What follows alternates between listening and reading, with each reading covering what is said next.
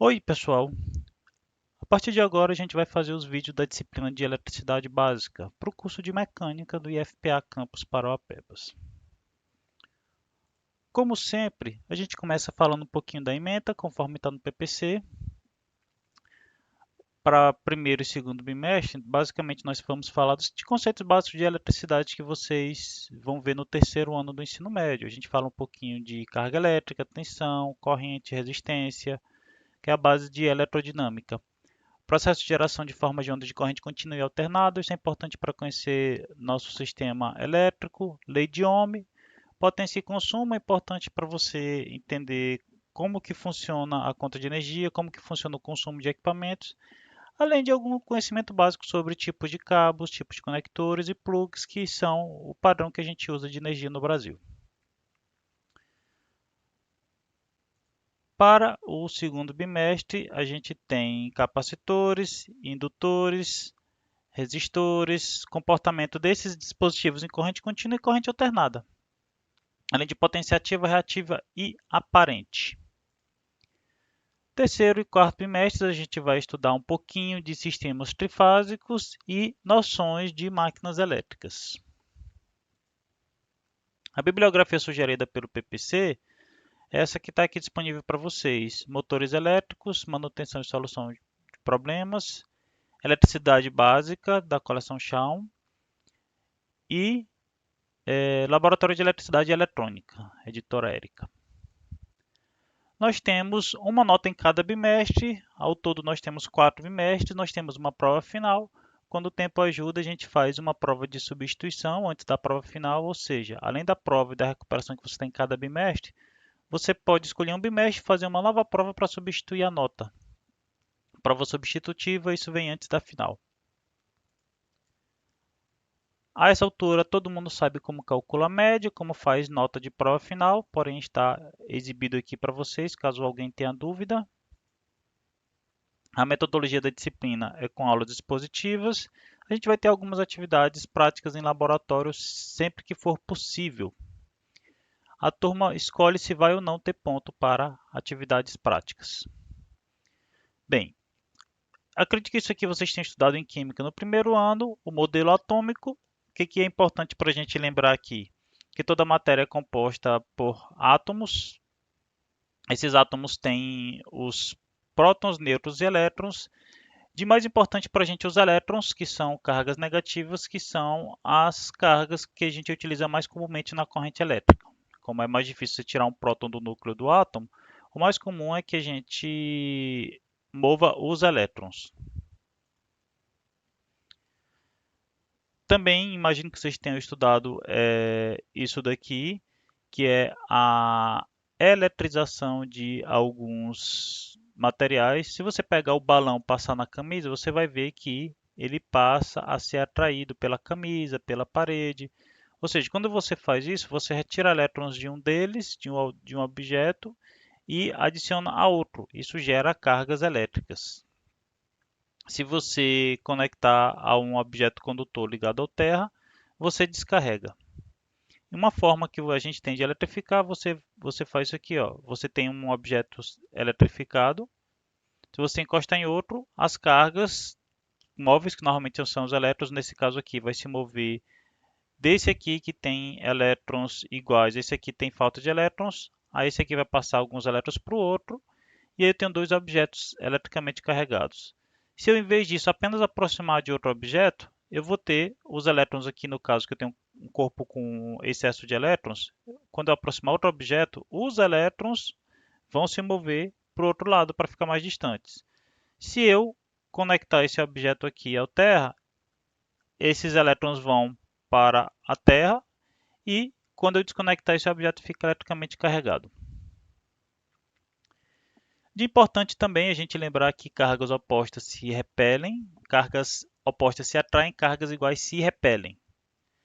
Então, se você tem duas cargas positivas, elas vão se repelir, duas cargas negativas vão se repelir, uma positiva e uma negativa se atraem.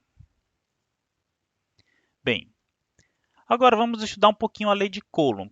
Coulomb estudou cargas elétricas nos primórdios e ele foi um dos que fez os estudos que a gente está fazendo aqui. A carga que a gente tem, a carga usual para nossos cálculos é Coulomb. E foi determinado que a carga de 1 Coulomb é o equivalente a 6,25 vezes 10 elevado a 18 elétrons.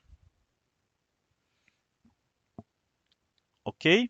Um corpo que possui um Coulomb negativo tem 6,25 vezes 10 elevado a 18 mais elétrons que prótons, e vice-versa.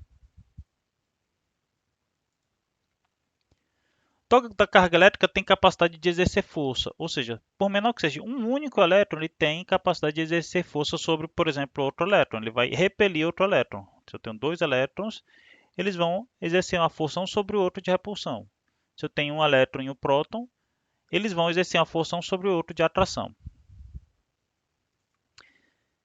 Faraday introduziu o conceito de linhas. É uma forma visual de você tentar entender esse conteúdo. Vou tentar mostrando aqui para vocês.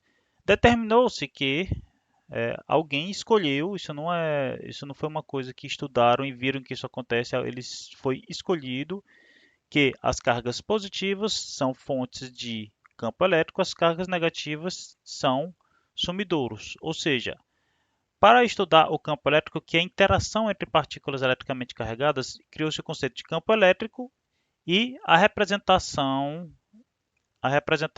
gráfica, ela é isso aqui. Você tem uma carga positiva, ela vai ser fonte de campo elétrico. A carga negativa, ela é destino, ela é um sumidouro. Então, se você coloca uma carga positiva, ela vai se locomover na mesma direção do campo elétrico, porque ela é repelida por cargas positivas. A carga negativa, ela vai no sentido contrário. Quando você tem as duas, veja que o campo elétrico produzido pela carga positiva vai em direção à negativa. Se eu botar uma carga positiva aqui, ela vai se locomover na direção do campo elétrico, em direção à carga negativa. E a negativa vai se locomover no sentido oposto. Sendo que o movimento ordenado de cargas elétricas a gente chama de corrente elétrica. Toda a nossa tecnologia hoje é baseada nisso. Você quer resfriar o local, você tem um condicionador de ar que tem um motor elétrico que usa corrente elétrica para gerar o trabalho de retirar calor da fonte fria e jogar para a fonte quente. Se você tem uma TV, esses elétrons vão se movimentar de forma a acender pequenos LEDs na TV para que uma imagem seja exibida para você. E por aí vai. Isso é o que a gente chama de corrente elétrica, um fluxo de elétrons em um meio condutor. A letra é a I e a unidade é ampere, ou A maiúsculo. Então, a corrente elétrica em um condutor, isso aqui é uma representação simples de um fio. Então, eu tenho os elétrons no fio. De acordo com a quantidade de elétrons que passa por tempo, eu tenho um valor de corrente elétrica.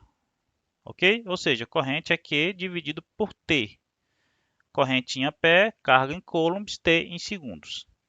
1 ampere é 1 coulomb em 1 segundo. Se eu ligar as duas extremidades de um condutor, tipicamente um fio, a locais com diferença de potencial, simples, você tem uma pilha. Você tem um potencial no polo positivo e outro potencial no polo negativo. Se eu conectar um fio nas duas pontas, eu vou ter uma corrente elétrica. Eu posso fazer com que essa corrente elétrica realize um trabalho para mim. Tipicamente, quando eu aperto um botão para mudar o canal da TV, ele vai emitir uma onda de infravermelho captada pela TV para a TV saber o que tem que fazer. Se é uma lanterna, esses elétrons vão passar pela lâmpada e vão acender. E por aí vai. Então, tipicamente, a gente vai pegar a corrente elétrica e a gente quer que ela faça um trabalho para a gente. Coisas que a gente fazia manualmente, hoje a gente quer basicamente que esses dispositivos façam. Inclusive, se você está vendo isso no celular, a bateria tem uma diferença de potencial que fornece energia para que apareça essa imagem na tela e saia esse áudio no alto-falante. Ok? Tipicamente, a gente sabe hoje que a corrente elétrica é principalmente movimento de elétrons, mas no início, quando estudou-se, o que se determinou como positivo acabou sendo os prótons que ficam mais parados no núcleo dos átomos, comumente, tá? Não quer dizer que nunca seja um movimento de prótons, mas normalmente é o movimento de elétrons. Então, o sentido que a gente estuda da corrente elétrica, ele é oposto ao sentido real. Então, normalmente a gente considera a corrente elétrica como um movimento de cargas positivas, embora na prática seja um movimento de elétrons. Com isso a gente termina esse vídeo de hoje. A gente continua no próximo.